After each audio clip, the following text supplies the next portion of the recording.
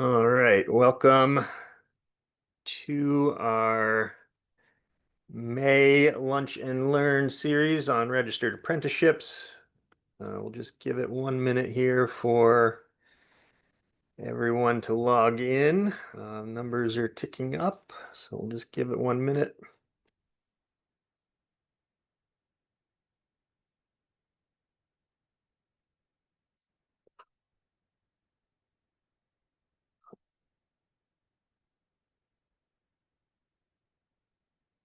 Still have a couple people joining in.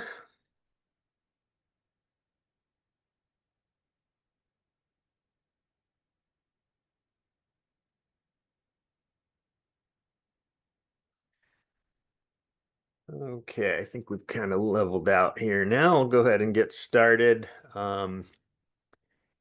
Thank you for joining us today. My name is Richard Lawrence. I am a Senior Director of Workforce and Industry Engagement here at IREC, the Interstate Renewable Energy Council.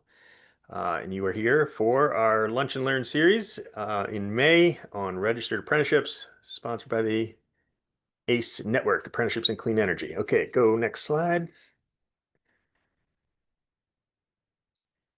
Today, we're joined once again by my colleagues at IWSI, Dr. Deb Williamson and Mr. Bill Kraus, and also pleased to be welcoming Alex Kofsky to the presentation today from the Rosen Group PR firm. So thank you. Next slide. Just set some quick ground rules for our session today. There is closed captioning available if that is needed, so please check your toolbar down at the bottom of the screen, click on that CC button and get that captioning up for you. We are keeping all listeners, attendees on mute during the session, but the Q&A tab and the chat tab are both open for you there. Again, check your toolbar under that. You should see both the chat and the Q&A sections. If you need to, you can probably click on a more button if you don't see those. Q&A, put the questions in there. It allows us to answer them on that session, but we'll have, we'll save time for Q&A and we'll go through those as well. So just put them in there as we're going through as you have them, so you keep them on there. Do you want to say that? And I think Avery, if you check into this, we didn't check into that, but we do not allow the AI chatbots or whatever they're called to come on and record the meetings. We will be recording the session though, and we'll send that out for you, and we'll also send a copy of the slides to you early next week. So, and then they will also be posted online so you can see those. All right, next slide. I do have to start off that this project, our work here, is funded by various federal awards. Our apprenticeship work is primarily funded through the Department of Energy's Solar Ready Veterans Network project, through the Solar Energy Technology Office. And we do a lot in apprenticeships through a Department of Labor contract that supports the Apprenticeships in Clean Energy Network. And so while we are funded by the government, we do not represent the government. And you can read the rest of that disclaimer there. So thank you. Next slide.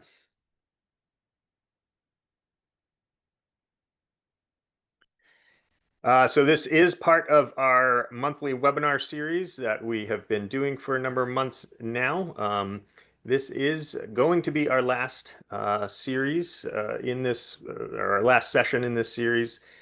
Because our contract is coming to an end next month. So, but again, all of these will be recorded and placed on the website there. And you can access previous recordings on the website there. I think someone maybe did just ask a question about that. So check that QR code or go visit our website, and you can find the previous sessions in that there. Go ahead, next slide. And like I said, this is the Apprenticeships in Clean Energy Network. We are contracted by the Department of Labor. IREC leads this contract, but we do this work with a lot of our partners on this project. Really is a big collaborative effort. And we work closely with a number of trade associations to reach out to their members and companies that are participating in that, and work with them on apprenticeship programs. Mainly that's the Solar Energy Industries Association, the Building Performance Association. So looking at the solar and storage industries and the home performance industries. We do also have some connections into wind power, hydropower, and other sectors, energy efficiency in commercial buildings through some other partners at Renewables Forward and Arkansas Advanced Energy Foundation. Good connections into the education community through the HBCU Clean Energy Initiative project and the CREATE Center, which is a NSF-funded Center of Excellence for Clean Energy Technology Education. So lots of community colleges and tech schools involved in that. Work with the Association of Workforce Boards to connect companies into their local workforce systems for funding and recruitments and other support. Other recruitments can come through the service year programs, so things like AmeriCorps and Peace Corps and other programs like that. Great ways to recruit people looking to get into this field. And so thank all of our partners. And again, you're hearing from IWSI America today, one of our key technology or technical support partners, and been helping us a lot with these webinars. So thank you, IWSI. Next slide. So the Clean Energy ACE Network is the intermediary for the Department of Labor for the clean energy industry. So we're tasked with doing a lot of outreach and engagement like this session here, educating people about apprenticeships and the options for that. Following that, we're here to provide no-cost technical assistance, so helping understand what your options are and actually implementing programs, getting them up and created, registered, and support for ongoing operations.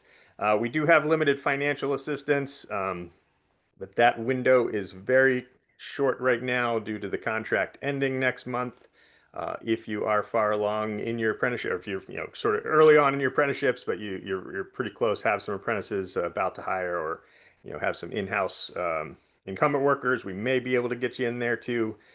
Click on the link there, but generally that's probably wrapped up by this point. But it is still open at this point to apply for some funding up to $1,000 for apprentice. All right, next slide. One of the resources we did create through this, I want to definitely highlight for everybody, is our national guidelines for apprenticeship standards. So an apprenticeship standard is the program rules and requirements that the apprentice needs to complete. These guideline standards that we've created are for the occupation of construction craft laborer, and that is a common occupation used in the construction of solar and many other projects. So that laborer role, we've got those guidelines on how do you run in a program around that, what's the related instruction, what types of tasks would you teach on the job. Currently working on one for the electrician occupation, because that obviously on these solar electric systems is a really important role. And sometimes companies can have a challenge fully training an electrician through doing solar installations, but that's what our guideline standards will be based around, is again fully training in these occupations by doing the work that solar installers do. So recommend you check out our site, use those guidelines. The one thing that these guidelines really help is they've been certified by the Department of Labor already, and so they're ready to go and use off the shelf there. So next slide. And I want to highlight our Green Workforce Connect page, or site, I should say. This online platform that is a great place to connect employers with job seekers and training providers. And as we see in apprenticeships, there's partnerships that are always needed to make apprenticeships successful between all those people. And lots of good resources on there. You'll find our guideline standards that I mentioned to you there, and as well as a lot of other information about how to workforce development and retention, recruitment, and all the stuff we're talking about. So encourage you to check out our Green Workforce Connect, find apprenticeship programs that are out there, and connect with others that are involved in that. Okay, next slide. And so today we will, focus again, like I said, on marketing and public relations. So getting the word out about your apprenticeship programs, the successes that you're having, and with that focus on that recruitment and retention. So making people aware of your program and especially those job seekers. And then understanding some of those key tools and principles to implement those strategies. Next slide. I think I'm turning it over to Alex now. So thank you. Hello, everyone. I'm Alex Kofsky from Rosen Group Public Relations. We are a PR firm located in Manhattan. A little bit about my background. I've been working in the public relations and communication sector for over a decade, specializing in apprenticeship, trade, business, finance, and nonprofit organizations. I also spearhead the public relations arm of IWSI America. So for today's presentation, I'm going to be getting into how to market your apprenticeship program. And no matter whether you're just starting or scaling up, there'll be some very tangible takeaways. Next slide, please. So before we get into strategy, it's really important to cover why marketing matters. As the adage goes, if a tree falls in the forest and no one's there to hear it, does it really make a sound? Same applies to your apprenticeship program. If you're doing amazing stuff and really seeing great results, if you don't publicize it, no one's going to know. Essentially, effective marketing really helps to A, get high quality candidates, B, build credibility, and C, help your program stand out. In short, if you don't tell your story, no one's going to know about it. Next slide, please. So when crafting your message, you really have to keep your audience in mind. You want to think primarily, who are you trying to reach? That's likely going to be people interested in clean energy careers. You're also probably trying to segment young adults as well as career changers. And you really have to think about what matters to them. Often this is going to be your job stability, upward mobility, earning while learning, and really shape all your messages with your target audience in mind. If it doesn't apply to their values, then it's just not going to resonate. Next slide, please. I always get asked the question, what makes for a good message? So essentially your North Star should be that your message is clear, compelling, and credible. To take a step backwards, a good way to look at this is to think about the outcomes. What is your apprenticeship trying to achieve? You want to speak to the values that will resonate with apprentices and the community. Often this is sustainability, equity, innovation. And you really want to lean in on the success stories of the apprentices. Really having that human visual element is what will attract and retain new apprentices. Next slide, please. So you want to have a very multifaceted approach when it comes to your marketing and public relations. You want to use all the tools available in the toolbox, and they really work in tandem with each other. Some of the best tools are social media. So this is everything from LinkedIn and Facebook, doing targeted ads.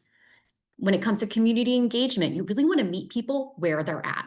So what this means is if you're trying to target career changers who wanted to go to job fairs, if you're trying to target high school seniors or recent graduates, go to schools. And then when it comes to your website, if people don't want to spend more than 2 minutes trying to search for something, if they spend more time than that, they're just going to move on to the next. So you want to make sure your website is very user accessible and mobile friendly.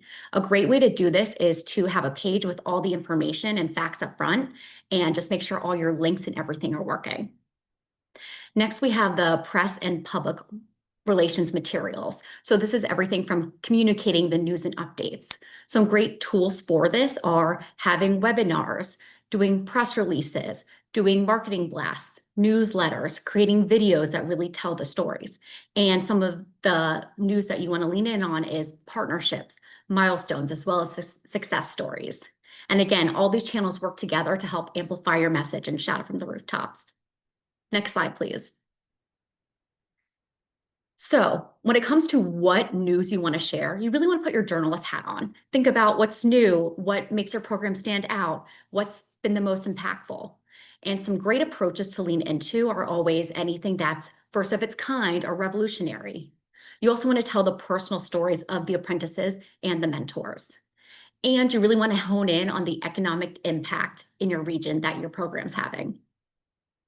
And you don't have to go about this alone. A great way to get your message amplified is to partner with like-minded industry organizations, as well as media to help tell your story.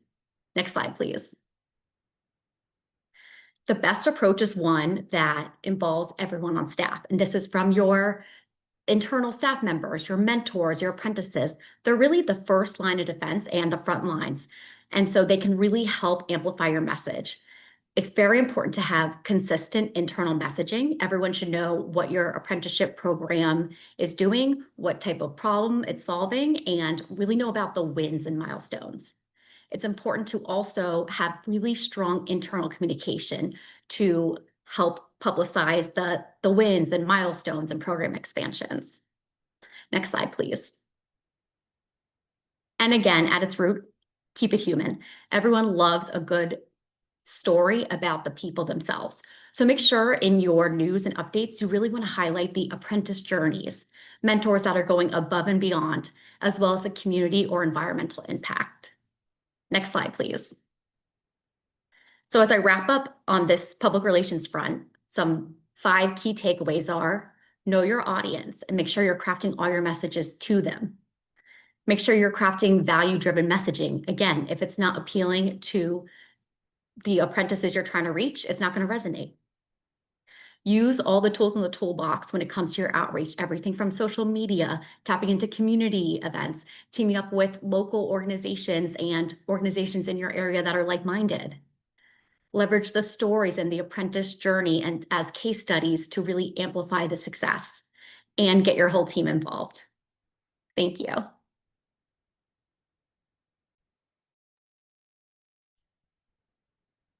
Good afternoon, everyone.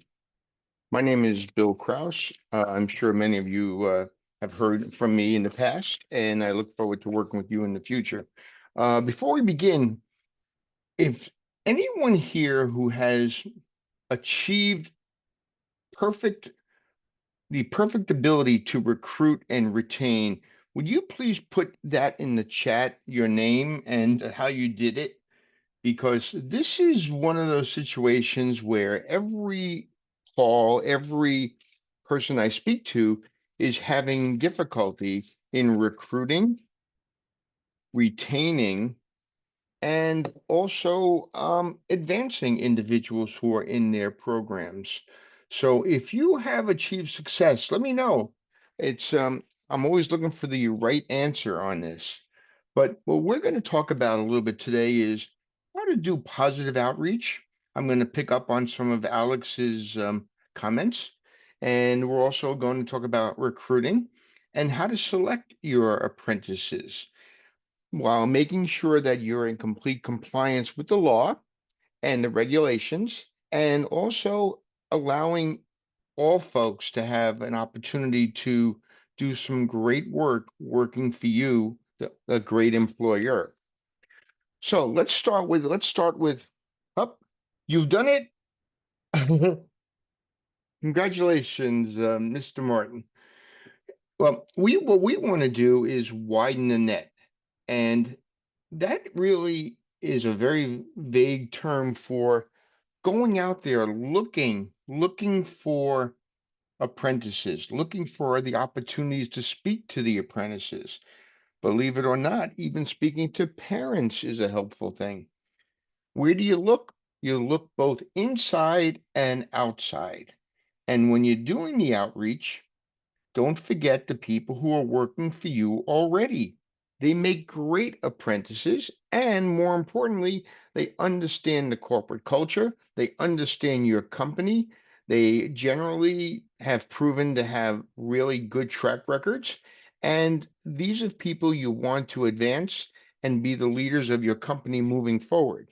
It also opens up an opportunity from where they previously were, creating this pathway for promotional opportunities. How do you do this now? Well, you have to work within your community, within your region, within your associations to develop really good recruitment sources. Many have used technical colleges, community-based organizations. You've done outreach to the local churches. You've done outreach to the different places where people come together. And that's really important. Be known in the community. Let the community know who you are, what you do. You want to make sure there's a little bit of advance notice. Give people a chance to apply.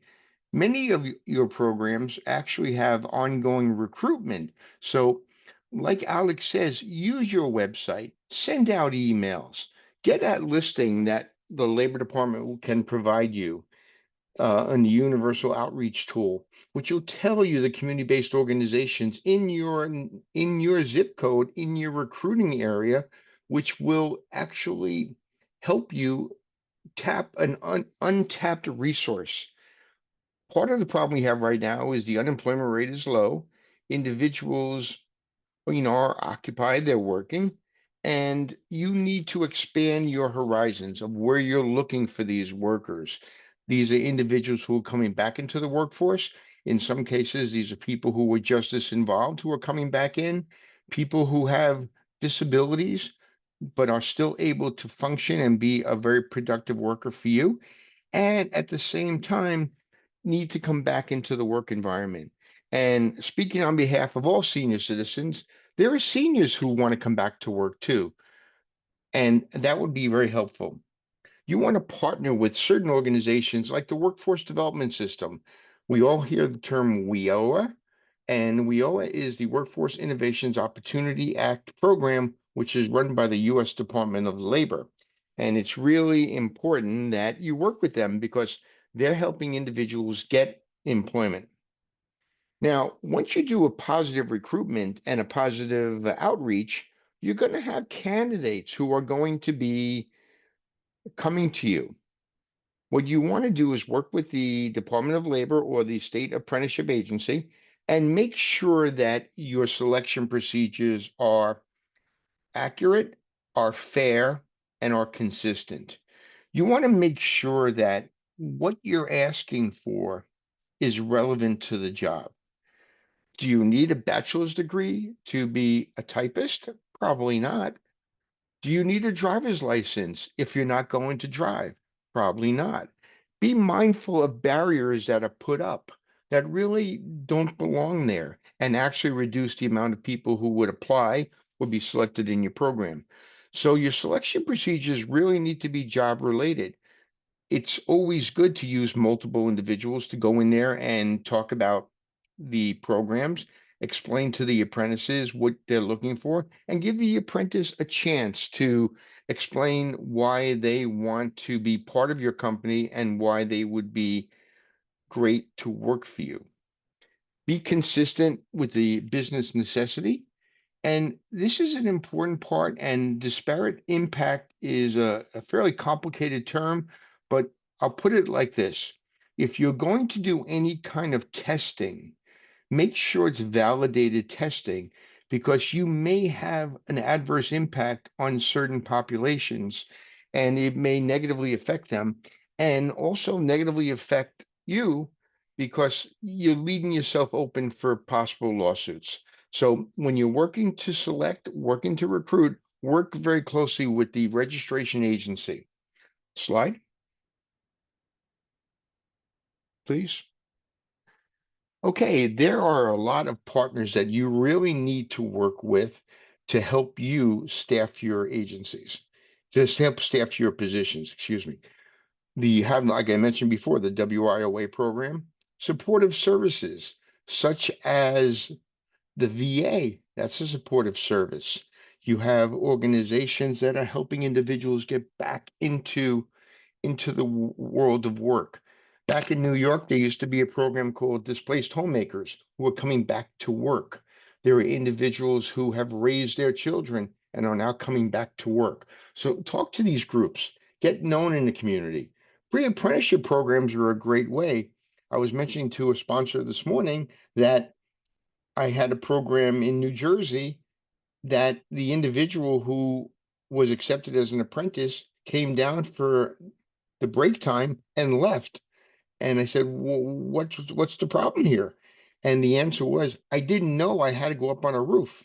Well, we need to do good work in making sure we vet our individuals and make sure that they're learning and they know what the job is like. And pre-apprenticeship does a great job with that. I mentioned previously community-based organizations, not-for-profits. These could be VFWs, American Legions, it could be the Urban League, it could be a local association of parks, whatever it may be. Get to know them. Let them know you.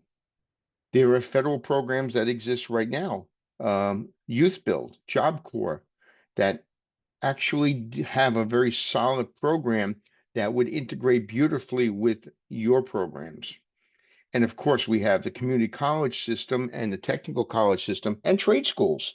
So there's a lot of opportunity to go out there and meet potential candidates.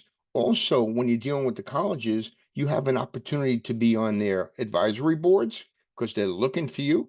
And also, it's a great way to meet the instructor staff. So now they can keep an eye open for some good candidates for you. And of course, we have the state vocational rehabilitation agencies, the America's Job Centers, and so on. And those are all available. And many of these resources are available on apprenticeship.gov, which will link you to that. Slide, please. Okay, some best practices. Screen in, not out. Try to get individuals interested in your occupations. Let them know what you do. Find reasons to hire them.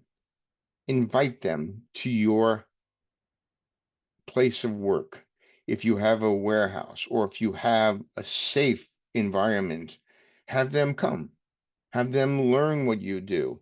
When you're doing job fairs, do an active and very positive demonstration of what you do. There was a great event just in Texas last week, the IREC conference. And one of our sponsors, Energize You, was down there showing people what they do. And that's really important. You need to have really good informational materials.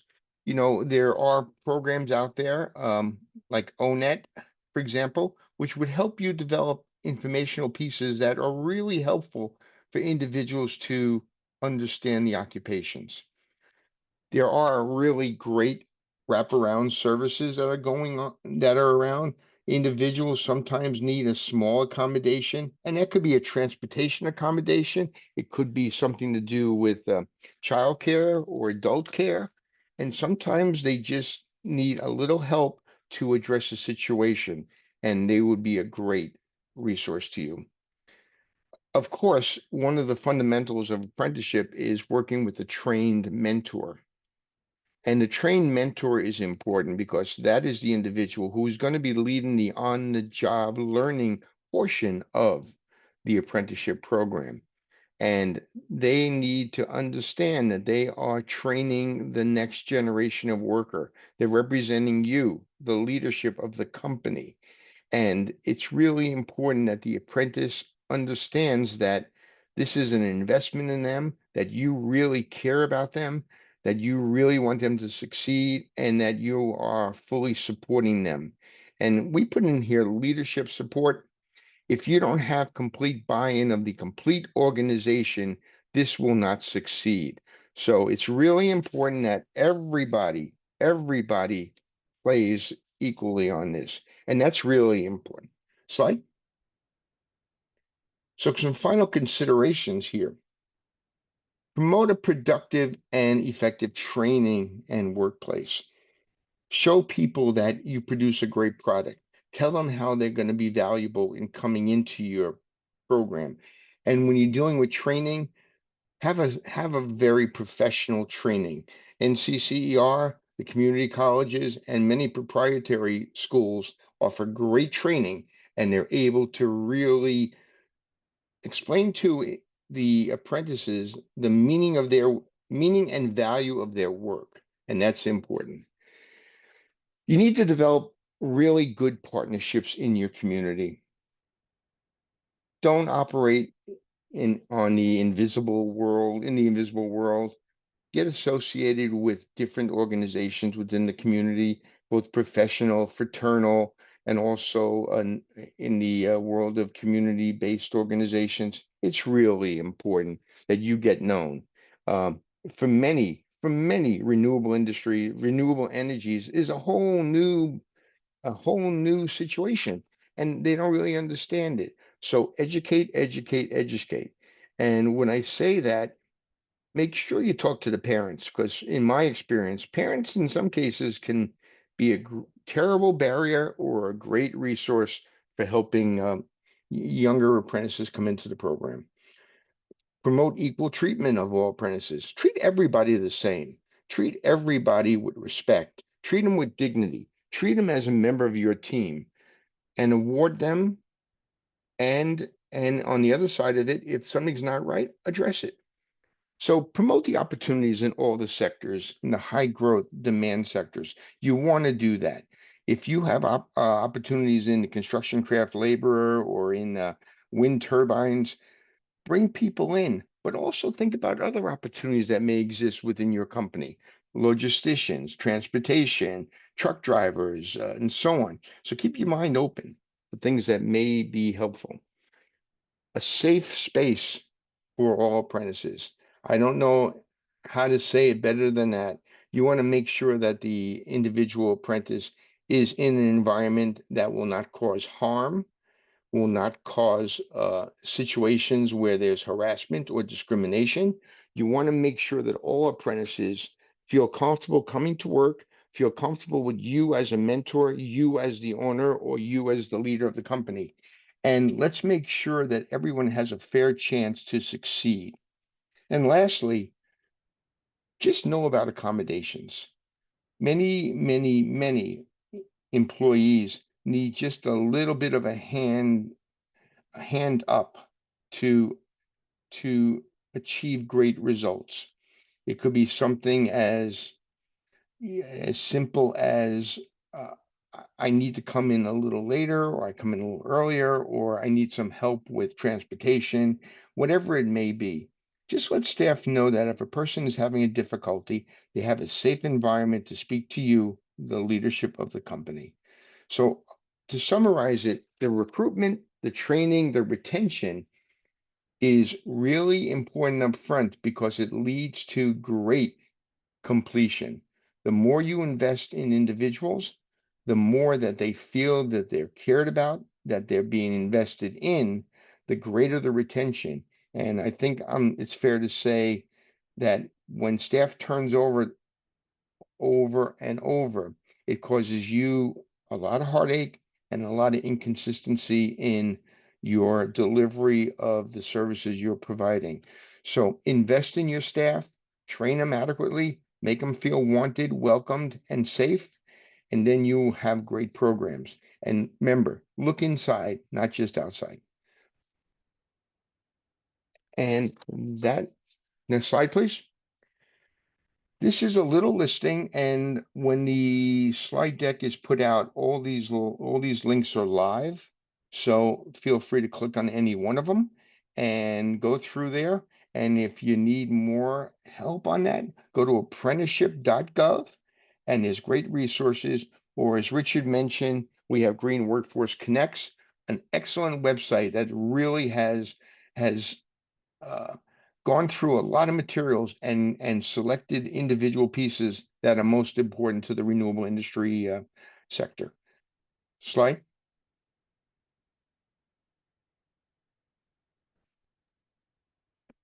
I turn it over to Deborah. Hi, everybody. I'm Deb Williamson. It's delightful to be with you today. I'm having camera issues, so I'll apologize in advance and hope that it doesn't fall off my computer again. Anyway, just for a minute, think with me. What was the best course or learning experience that you've ever had, and why? Just take a minute, just do a mind walk. What was it? What made learning a new subject matter stick with you? What was exciting about it? And how did you benefit from it? So we have a really brief session. I taught this course for a semester at the University of Kentucky on sort of brain-based learning and learning strategies and what works for folks. So we have just a few minutes. I have a lot to cover. Some of it will resonate with you and some of it may not. When I first was introduced to these materials, I was like, wow, can I use this with my students? But we're going to look at some really powerful strategies in people as a way to enhance, excuse me, apprentice learning. What's their experience? How to make it really robust. So we're going to start first, and many of you may know him or not, by looking at a gentleman by the name of Edgar Dale, and you can see the time frame that's up there.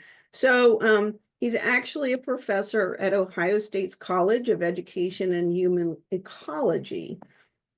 And what he did that made him so famous and still famous today, people are still writing about his work, is he developed this visual model known as the cone of experience or the cone of learning. And what the model does, and we'll take a look at it in a minute, excuse me, is how we retain the information based on the type of learning experience. So how does it stick with you? And what it suggests, what his model suggests, and you'll see it in a minute, it's basically experiential learning that leads to the highest retention of information. Whereas if you don't do experiential learning and think apprenticeship training, reading and listening only sort of don't have a very high retention rate, really. So next slide. And here's the cone of experience or the cone of learning. It's just meant to be a visual representation. That's it. And it shows a progression. So if you look at the bottom third, say, it's from the very concrete up to the very abstract learning. And so one of the things that I want to tell you about, I would familiarize yourself with this. I would put this on your refrigerator and make t-shirts with it. In actuality, the numbers on the screen did not come from Dale. This was added later, and I found this so very interesting. So I'll share with you. The research to generate the numbers actually came from the petroleum industry, which is just fascinating. All right, next slide, please. All right, so we have a professor. Her name is Dimple Martin, and she teaches at Miles College. And this is just one example. So I want you to think about your apprenticeship work processes. And so Dimple with her students has the percentage. So she's using somebody else's percentage, the modality, reading, hearing, visualizing, simulating a model. But then she says, what are sample activities that I can do with each type of learning modality? And so I encourage you, as you think about apprenticeship standards, as you think about work processes, think about this and how you might adapt the cone of learning and what it's saying to you into your apprenticeship activities. Next slide, please. And so you say, so what's the real benefit of this? So while lectures and reading assignments certainly do enhance the learning, it's how they're practiced and how they're applied. But the most value comes from the real life performance, as you see in the slide there. You need to know that the National Science Foundation, they're a huge supporter, and this is important for green energy folks, supporter of experiential learning, particularly as it relates to the focus on practical learning opportunities in emerging technologies. So again, look at the cone. I'm giving you some resources at the end of our show today. Read about Dale Cone. He was a prolific author. And look at some of the current literature. I think if you start to delve into the literature and think about what you do with apprenticeship standards, you'll see a real value in thinking about and using this particular model, the cone of experience. All right, slide number 5. Let me introduce, and hopefully some of you know about this gentleman. This is Benjamin Bloom, and he has this taxonomy or classification of educational outcomes. In short, people refer to it as the Bloom taxonomy. Again, very powerful, very popular. Some college departments named after him still working in this arena, I think University of Florida in particular. So Bloom's taxonomy provides a framework for designing lessons. Again, think apprenticeship lessons, and we're gonna step through this. What might this look like? And how to evaluate a student's progress. How do you know somebody really has the knowledge that you're teaching? How do you know how they're going to utilize it? And it also, so his model really tried to promote higher order thinking skills. So not just recall a fact. He had a real issue with desks in a row and regurgitation of fact.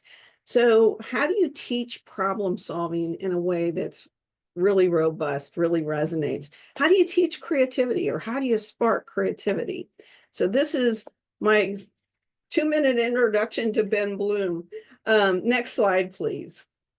So this is just the colorful visualization of the taxonomy. And again, I encourage you to, when you get this email to you, take your standards and look at this. So from the very essential, there's the recall, right? But then how do you know that people understand what you've just taught them? Then on up the food chain, how do they apply it to concepts or ideas that you're trying to get across? How do they analyze the component parts? How do you evaluate or judge the ideas? And then lastly, don't you want your apprentices to make a new whole, to have a project on their own? Next slide. All right, so let's just step through this and just visualize the apprentices that you work with. And let's look at using Bloom's taxonomy here. So how do you help apprentices recall the basic facts, the terms, the procedures? What do you do? How do you help them really grasp the meaning of what they're learning? How do they understand this in the context of real life situations? Analyze. How do they understand complex processes? Can you help them break it down into very simple terms before they move on up the food chain? Next slide, please. Evaluate. How do you support your team of apprentices in making an informed judgment? What does that look like, really, when you do it in real life? How do you help your team of apprentices create original work or improve the processes on the job at your business? And how do you integrate this into your daily work? And again, I go back to the standards and the work processes. How can you incorporate some of Bloom's work, work is super in depth, into the work process to benefit the apprentices? All right, next slide. And there's just a different depiction of Bloom's for you. And next, please. All right. So when we started this brief session on training today, what did I ask you to do? I asked you to think about the best learning experience that you ever had. What did it look like? Were you excited about it? So in essence, by opening with those few lines, I'm using what's called, technical term or not, advanced organizer. So I want you to use advanced organizers with apprentices, and I'm going to tell you why. So what you're doing when you do an advanced organizer, it allows you to introduce the new information to your team of apprentices, but it also should connect to stuff that they already know. It should resonate with them. And it's some examples, and we're going to look at one in a minute, and it's funny. But you could do an outline, you could do a story. I've seen people do songs, poems, diagrams, and comic strips. So remember, you're trying to get them ready for learning, get them excited about what they're going to learn today. So, let's see. If I said, and I think this is really funny because I actually did it with some classes and got all kinds of answers. If I said to you today that we're going to talk about atlatls, I bet most of you would say, what is she talking about? So let's go to the next slide.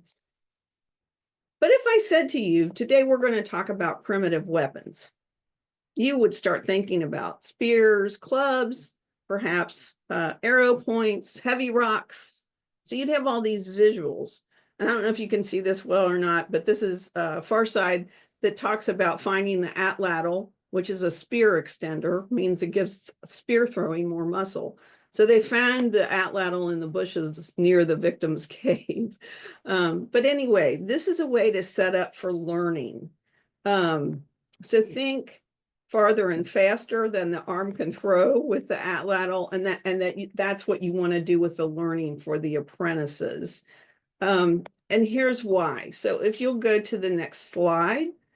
So we're talking about neuroplasticity. It's a big word, but it has a simple meaning. So basically you're talking about when you use an advanced organizer in a training session for apprentices, you're talking about strengthening connections between neurons in the brain or neural networks. It just creates a pathway for accessing, again, information that they already have and connecting that new information that you're about to teach to them.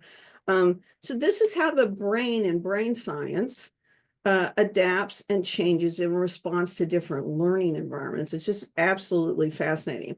And I want to give you, I didn't put, because of our time constraints, I didn't put a slide, but Dr. Marion Diamond from University of California at Berkeley was one of the pioneers in this particular research. And she was one of the first people to demonstrate that the brain actually physically changes in response to what you're teaching the apprentices.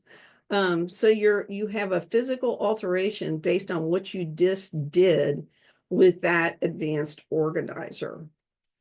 All right, next slide.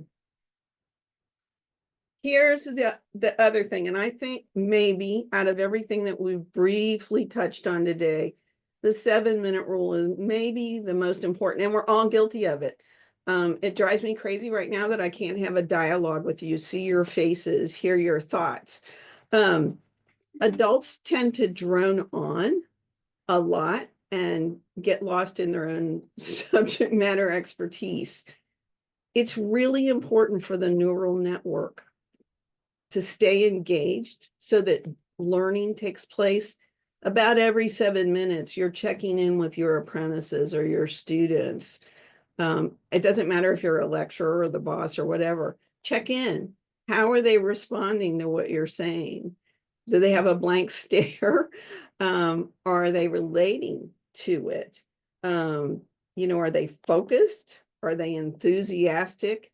So tell yourself as a trainer or a person who's promoting apprenticeship programs the significance of this and not droning and constantly engaging your audience. Otherwise, we end up with the next slide, which we don't want. All right, you all. And again, I have a resource page on here for you.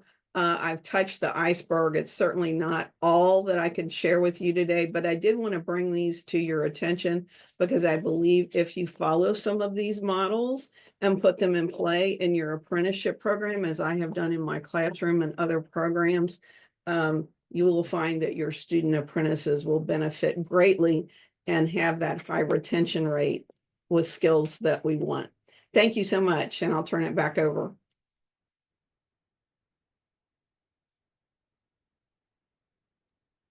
All right, thank you. And I think we do have some times for questions and answers. I don't see any Q&A in there yet. So we'll give everybody a minute. There's a tab on the bottom where you should see that Q&A button if you want to chime in. I'm looking through the chats and don't see much in there either.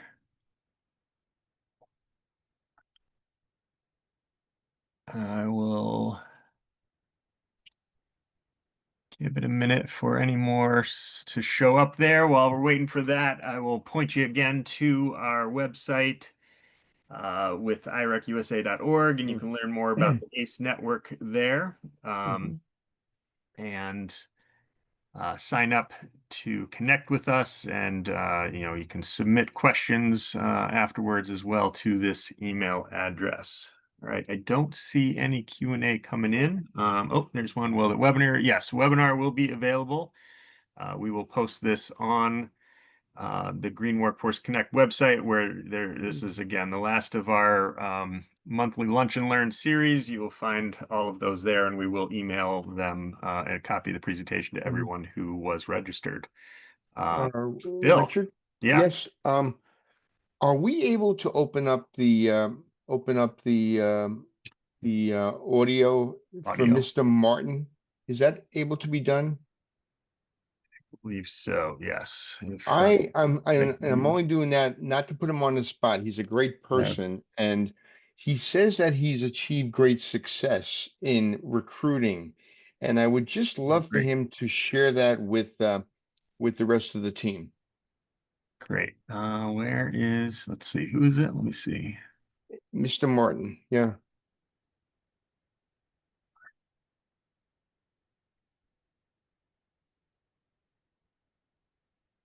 Looking at my list, trying to find. Abioduni, Martin. He's in the chat. His name's in the chat.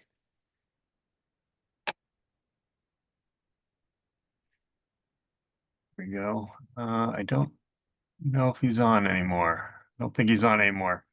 Oh, okay. Yeah. All right. Well, okay. Thank you. All right. Rich, we do have a question in the chat.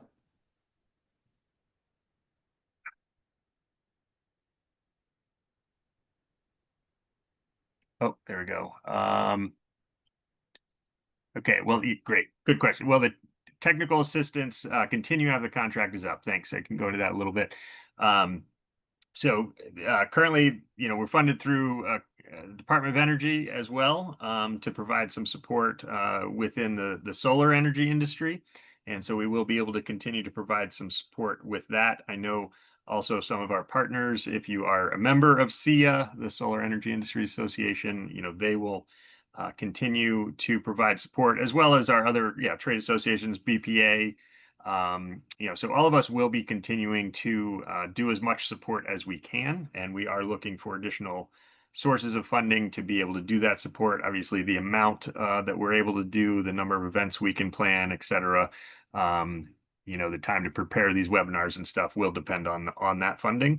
But we will be able to get you, at least point you in the right spot, connect you to the right person at the Department of Labor or someone else to move forward. So we will maintain the communication pathways to connect with us, and we'll provide as much support as we are able.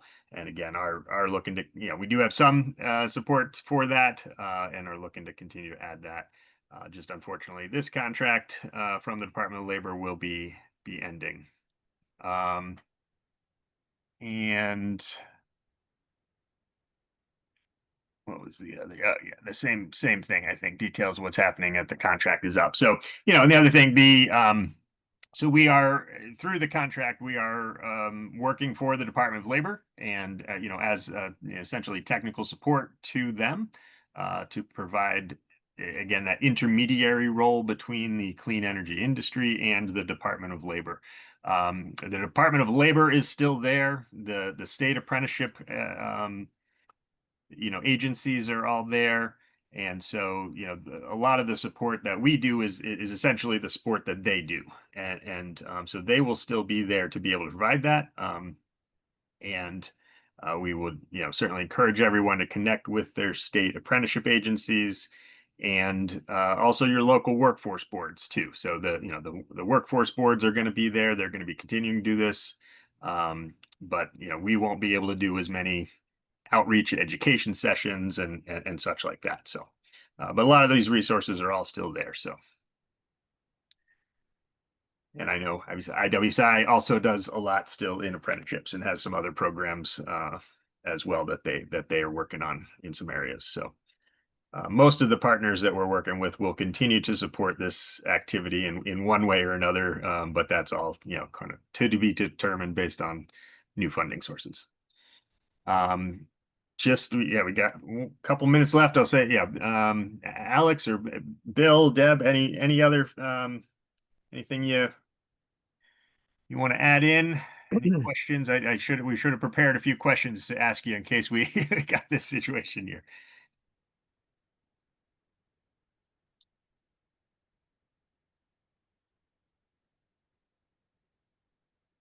Yeah, I'm going to say just one quick thing. Many of the individuals who are on the call now have been on other calls, and we hope that these sessions have been useful to you.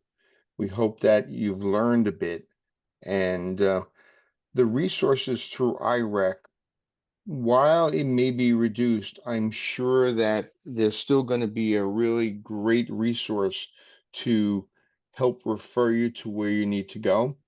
The apprenticeship offices across the United States are still open for business. They have reduced staffing, and you on the website of the Green Workforce Connects will be a listing of all the apprenticeship offices.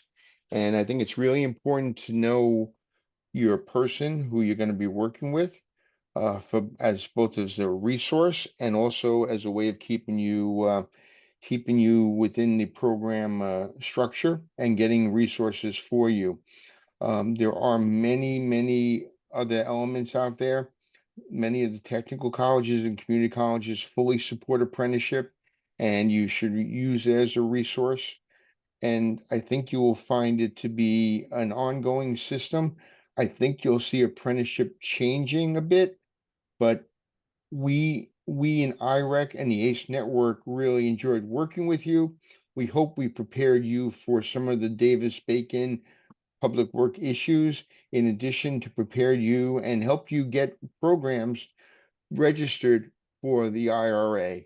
And it's been a pleasure working with all of you. And I look forward to working with you again. And Richard, thank you for the opportunity to share a little bit of our knowledge with the rest of the team.